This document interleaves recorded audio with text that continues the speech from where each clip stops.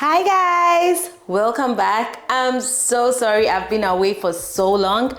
You know, sometimes when you're not in your country and you're in another country, you face a lot of hurdles. Some of these hurdles, personally, I can't go through while coming and showing up and smiling and giving you all information. So it had been tough for a while, but I'm fine. Thank you for all who checked up on me. I had subscribers reaching out to me via Instagram, telling me we miss you, we miss your content, how are you doing? I'm so grateful. I thank God I have a family here. I said now I'm back, I'm bigger, I'm better, I'm stronger. Yeah, so and it gives me so much joy that even when I was away, I was getting subscribers and the channel was growing. So if you are new here, hi. My name is Dr. Richlove Imbro. I came to the United States in 2022 to pursue a master's degree in global health policy and management, and I got my OPT and STEM OPT to be precise, and I'm working in the United States with my STEM OPT.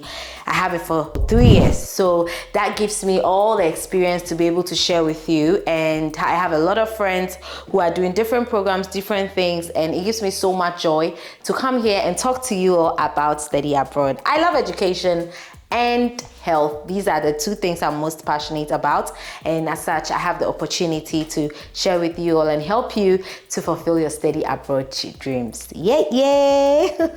And as you can see, we've rebranded. We are Vibes Abroad with Dr. Richie. So let's get into it.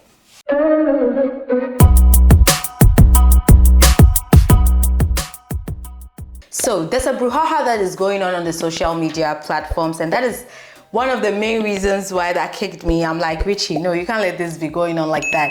It's going to scare a lot of people from applying for their F1 visas to come into the United States to study. And what is it? As the title says, it's about the 3-month single entry F1 visa. It's not just F1, it's F1, B1, B2, most of the non-immigrant visas.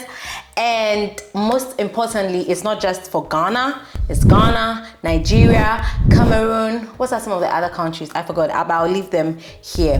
First of all, before we even delve into it, you need to understand some things. The difference between a migrant and a non-immigrant visa.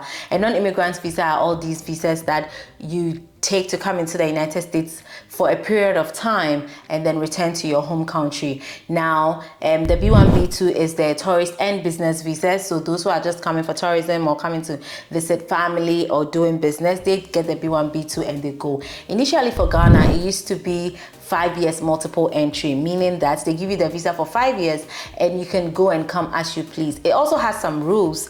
An example is like you can't stay here for, more than 6 months at a time. Then it's like you're spending more than half of the year here. Then you are no longer a non-immigrant, you are becoming a migrant. Do you feel me? Now the next one is the F1 that I'm really going to be talking about today, and that is the student visa.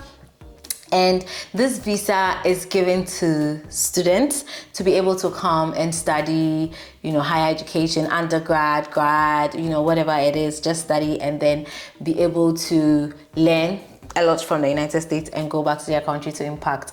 So what is happening is that most of these non-immigrant visas are being violated. As my research showed me that Ghana is part of the top 5 countries that have high deportation cases, and we are together with countries like India, like Philippines, like Russia, so many other countries. And the reason why Ghana is becoming very peculiar is that we have a smaller population as compared to these other countries, and that makes the proportion a bit serious, and that's the reason why we've got this. Initially we were chilling with all our visas, yes, and initially F1 visas used to be multiple entry. I'll give you an example. I came in 2022. By December 2023, I was back home to visit my family. I came back in November 2024. I was also back in Ghana again to work and also be with family and stuff like that. It used to give us that flexibility, and it was really cool, was really nice. However, we don't have that anymore. It's pretty sad. But don't be discouraged. This is an open discussion, and I want you to share your views in the comments. Will this deter you from applying to come to the United States. If it's will, then that means that there's a lot of loss that is going to the United States, because I believe all these universities use international students for their budget when they are, budgeting for the number of people that are going to be coming to school and stuff like that. And so if less people are coming, that means that it's going to hurt the universities as well. But fear not. I'm here to explain something to you, because if you haven't been here before, then you don't really know how this works. Let me tell you how it used to work. This was how it used to work. Previously, when you get your F1 visa, okay, and you're in the country, before you even get your F1 visa, you get a form that is called the form I-20, and you get it from the school, okay? Now, this form is so powerful when you are in the country. The visa was used mostly at the border. So if you go out and your visa has expired, you can come back in. But if your visa has expired and you are here in the country, you are, following all your F1 rules, you are going to class as you should, you are not working illegally, you are not partaking in any activity that is a threat to the United States of America, then you were eligible to continue and finish your education until you were done, and then you could go back. Okay, this was the case. This was what was happening. Per my understanding, most of the people here, this was what was my understanding. But let's say someone like me, the first time I went for my visa, I got exactly the period of study. That was my course was for 9 months, one academic year, 9 months. So I got exactly 9 months. Now, to be able to get out and in of the country, I had to reapply for my visa. Like, hey, United States of America, I'm done, but I'm doing an optional practical training. So could you please extend my visa so I could get out and into the country, okay? So that's exactly what I did to be able to keep going out and in. And then it was extended. So with that, then you know that, your visa has been extended. Ideally, it is appropriate to make sure that you extend your visa, or you reapply for your visa, so that you have, there's no peace of mind that comes with having a visa that is not expired and having an I-20. You wake up, you go to class, you just study, you chill. If you have a visa that is expired, you are usually worried. But most of the school officials tell us that once you have the I-20, you're good. You don't have to keep going in and out of the country. Okay, so that's about what used to happen. Now let's deliberate. Let's talk, guys. I'm no immigration lawyer. Let's just take the fact. I'm not an immigration lawyer. All I do is to research. I research a lot to be able to give you information. Then we can actually discuss. I have a few questions for this visa, and I'm still researching, and I'm not going to let it stop me from making this video. Immediately I get the answers, you know me, I'm going to bring it to you. Does it mean that now the visa is going to override the I-20? If it's not, then guys, you're good to go. You apply to the school and you come. If you have a good I-20, you're in good standing. But I used to have a friend who was from Cameroon, and she had to keep going back to renew. And theirs was 6 months at the time. So there's also a possibility that you'd have to be going back to renew. Now, if we have to renew, our next question is, are we going to fly to Ghana, renew and come back? That's also going to be a really crazy hurdle. Or are we going to bring evidence, documents that is showing that we are going to school and stuff like that? Sometimes they can let you compile the documents, send it to the embassy, then they'll reissue you the visa. If that would be the case, I think that would be very amazing. That would be wonderful. Maybe some transcript as at that time, and then you put it together and then you give it to them. That would be amazing. We would love that. If they want us to renew, and a lot more. There's a lot of questions that is going on within our mind. Now let's brainstorm and drop your questions. Anything that is baffling you. I am going round to see if I can find an immigration lawyer to be able to come and explain it to all of us. I can't sit here and, based on my research or based on just keep talking. There's one thing about this channel: we give you quality information. It's not like some of the noisy channels out there, just talk.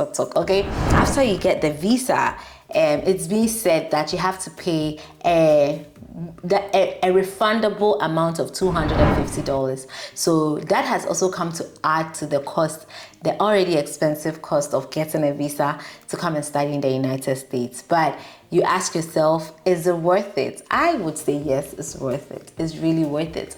So when you go back, you can go get the money back. And they said it may be refundable. So if I were you, I'll just pay the money, try and just forget about it. If I go back and I get it, hooray. If I don't get it, yeah, that's about it. So, and in addition to all this, you know, Ghana that has been given single entry 3